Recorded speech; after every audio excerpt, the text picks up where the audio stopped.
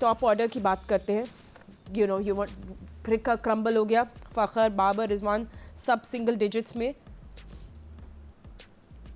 जी फातिमा, देखिए बड़ा अनफॉर्चुनेट है कि जैसे ही फ़खर ज़मान देखें वो कहते हैं कि हमें रेस्ट चाहिए, रेस्ट लेके वो जब आए हैं, तो मुझे नहीं समझ लगी है कि डोमेस्टिक में वो क्या सीख के आए हैं या उन्होंने रेस्ट क्यों लिया था?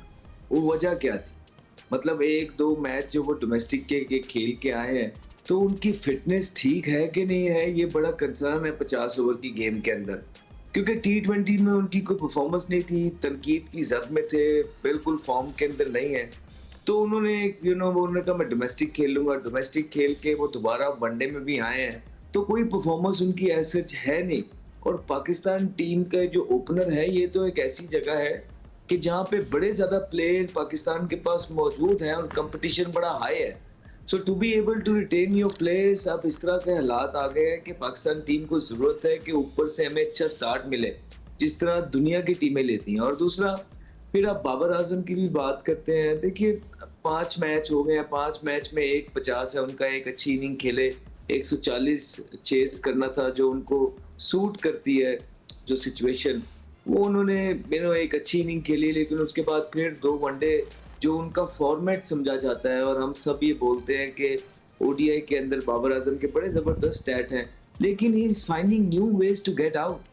कभी उनका लेफ्ट आर्म स्पिनर का वो सीधे-सीधे बॉल पैडों पे खाते हैं, कभी ऑफ स्पिनर की वो बनी बन जाते हैं। लेफ्ट आर्म सीमर से तो कितना ही आउट होने लग गए हैं। आप देखें कि पीएसएल के अंदर पहले 4 मैच, चारों के चारों लेफ्ट आर्म सीमर ने उनको आउट किया था। और कल फिर बर्गन आए हैं, वो अपना पैड बचाते हैं। पैड बचाने के चक्कर के अंदर वो खुल जाते हैं जो बॉल बाहर निकलता है, और फिर उनके बॉडी और बल्ले में बहुत बड़ा गैप आ जाता है। So he is struggling with his technical issue. अब टेक्निकल इश्यूज को सॉर्ट एक ही जगह करने वाली वो है डोमेस्टिक क्रिकेट। अब ये कौन किस तरह उनको प्यार से बिठा के समझाएगा, कैसे अपनी ईगो साइड रख के, दोनों में यही फायदा है ना। बाबर आजम का भी फायदा इसी में है कि वो फॉर्म के अंदर आए, और पाकिस्तान का फायदा भी इसी में है कि बाबर फॉर्म में। दुआओं से कभी कभार सारी चीजें नहीं चलती हैं, दवा का भी काम करना पड़ता है, और इंटरनेशनल स्टेज सीखने वाली नहीं है, गलतियां सुधारने वाली नहीं है, यहाँ प्रेशर होता है। तो हम तो बड़े अरसे से बोल रहे हैं, मशवरा दे रहे हैं पाकिस्तान क्रिकेट बोर्ड को कि देखिए कि अभी भी उनके काफी साल पड़े हैं, 3-4 साल उनके हैं।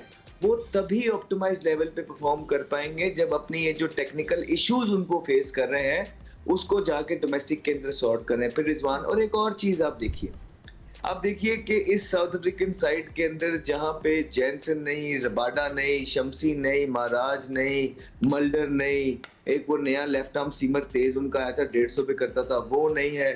फिर उनके पास जो है ना बबूमा नहीं, माकरम नहीं, मिलर नहीं, ये सारे प्लेयर्स नहीं है। एक ही बॉलर नजर आया है, बर्गर, जो 145 पे कर रहा था, आपकी सारी टीम वही ले गए।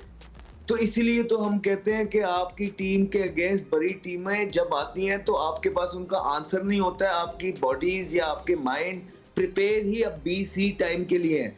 जैसे ए टाइप का बॉलर आता है, अच्छा तगड़ा बॉलर आता है, अच्छा तगड़ा बैट्समैन आता है, आपके पास उनके जवाब नहीं है। वो इसलिए क्योंकि आप उनके खिलाफ खेलते ही नहीं है।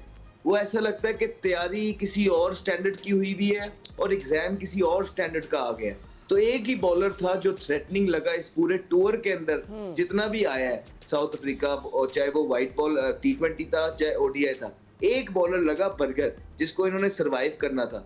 वो ही आपकी आधी टीम ऊपर से उतार गया और वो अकेला मैच जितवा गया। और फिर आप देखें कि यंगस्टर्स को भी आप चांस नहीं देते हैं।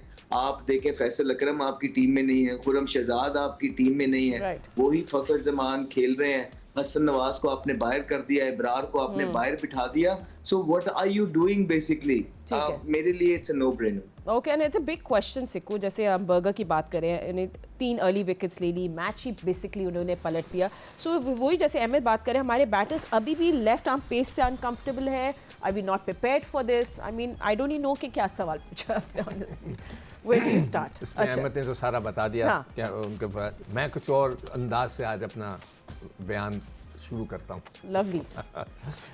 मैं इत्तेफाक से कल एक क्लिप देखी, और वो हमारे पड़ोस मुल्क के एक मशहूर एक्टर हैं, मुसलमान एक्टर हैं, उनका एक डायलॉग है, उससे मैं वो प्रोग्राम मैं अपना बयान शुरू करता हूँ। उन्होंने लिखा था कि हम लोग जीतते हैं, हारते नहीं हैं, हम जीतते हैं और सीखते हैं। तो कल के मैच से हम जीते नहीं हैं, हम सीखते हैं। क्या सीख रहे हैं? नंबर 1 कि जब पाकिस्तान में इस सीज़न में आप खेलें तो पहले बैटिंग ना करें। मगर मैं कहता हूँ बहुत अच्छा किया आपने बैटिंग की कल, ताकि हमें पता चल गया कि हमारे वीक पॉइंट्स क्या हैं। हम हिलती हुई गेंद को नहीं खेल सकते, जैसे अभी अहमद ने पूरा एक्सप्लेन कर दिया। ना पाँव चल रहे हैं ना पैर चल रहे हैं, हल्का सा गेंद घुमा नहीं, पूरी टीम आउट हो गई। 3 ओवर के अंदर ही हम बैठ गए थे। इसलिए तो हम यहाँ पर अब अगले जो मैचेस हों टॉस जीतें तो पहले आप फील्डिंग करें, ताकि जो वो दूसरी चीज़ हम सीखनी चाहिए उसमें कि हम इन सब कॉन्टिनेंट में बग़ैर स्पिनर के आप नहीं खेल सकते। आपको स्पिनर एक ओरिजिनल रखना पड़ेगा। या तो वो शादाब का इंतज़ार कर रहे हैं माइक के वो आ जाए तो मैं उसी से लेके शुरू करूं, सारा नज़ला बेचारे पे गिर जाता है। दूसरी चीज़ उन्होंने सीखनी है, पाकिस्तान टीम ने या सीख ली होगी, hold your catches win your matches. कल भी उन्होंने कैच छोड़े। फिर एक और जो सबसे इम्पॉर्टेंट हमारे सीनियर खिलाड़ियों को सीखना चाहिए कि वो 70 करके 50 करके 60 करके आउट हो जाते हैं। कल उनके प्लेयर ने 100 कर दिए। ये 100 क्यों नहीं हो रहे हमारे लड़कों से? ये देखने की बात है ना। हम तो 50 करते हैं। कल उसने भी कौन था अपना आगा, उसने भी बड़ी अच्छी बैटिंग की और वो उसके बाद वो 69 करके वो भी आउट हो गए। कैरी नहीं कर रहे। ये बहुत बड़ा फॉल्ट आ गया पाकिस्तानी बैट्समैनों में। बल्लेबाज में इंतज़ार में हूँ कि हमारा 100 करे। बड़ी खुशी होगी मुझे कि हमारा बल्लेबाज तो जाके 100 कर दे, अपनी इनिंग को लेके कैरी नहीं कर पा रहे। पता नहीं इनको क्या हो गया कि वो कर ही नहीं पा रहे। दूसरी चीज़, हमें इन टीमों के ख़िलाफ़, चाहे ऑस्ट्रेलिया, न्यूजीलैंड और ऑस्ट्रेलिया, इन सारी टीमों के ख़िलाफ़ फास्ट बॉलर ज़्यादा ना कराएं। पाकिस्तान में बहुत अच्छा खेलते हैं, सुतरा मारते हैं। कल डिकॉक ने कैसे ज़ोर ज़ोर के छक्के लगाएं, चौके लगाएं कि मैं अमेजिंग शॉट्स वो खेल रहा था। तो हमें स्पिनर्स लेके आने हैं इनको। और उसके अलावा आप जो है हमने ये सीखना है कि नए लड़के खिलाने। वो कह रहे हैं ना, अभी अहमद ने कहा उन्होंने 3 लड़कों से डेब्यू कराया, हमने एक को भी नहीं कराया, किसी एक लड़के से नहीं कराया। और आखिरी बात जो मेरे ख्याल से मुझे नज़र आई है कल, अमेजिंग चीज़ जो नज़र आई है कि आपने मोहम्मद वसीम को खिलाया। वो 141 पे बॉल कर रहा था। कोई हमारा बॉलर, ना शाहीन, ना नसीम, ना कोई और, किसी ने इतनी तेज़ गेंद नहीं कि कल उसने की। मगर शुरू में उसका गेंद बहुत अच्छा हो रहा था। मैं हैरान था कि यार उसको क्यों नहीं ट्राई सीरीज़ में खिला के इंडिया के ख़िलाफ़ खिलाया, जहाँ लेफ़्ट हैंडर थे। लेफ़्ट हैंडर्स को बड़ी ज़बरदस्त गेंद करा। फिर उसके बाद जब उसको चेंज किया तो उसके बाद वो बिल्कुल ही ठुस हो गया, पता नहीं क्या हुआ। तो ये सारी चीज़ें सीखने की हैं। आई होप कि पाकिस्तान के जो मैनेजमेंट है, टीम मैनेजमेंट जो सीखे, अगले मैच के अंदर इस तैयारी के साथ जाए। यही मैं कह सकता हूँ।